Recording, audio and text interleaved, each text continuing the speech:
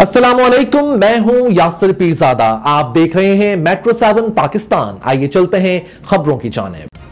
Gulberg town में 1500 जश्न ईद मिलादुन्नबी सल्लल्लाहु अलैहि वसल्लम शायाना शान तरीके से मनाया गया। चेयरमैन गुलबर्ग टाउन नुसरतुल्लाह की खुसूसी हिदायत और निगरानी में गुलबर्ग टाउन में जश्न विलादत हजरत मोहम्मद मुस्तफ़ा सल्लल्लाहु अलैहि वसल्लम नहायत अकीदत और एहतराम के साथ मनाया गया।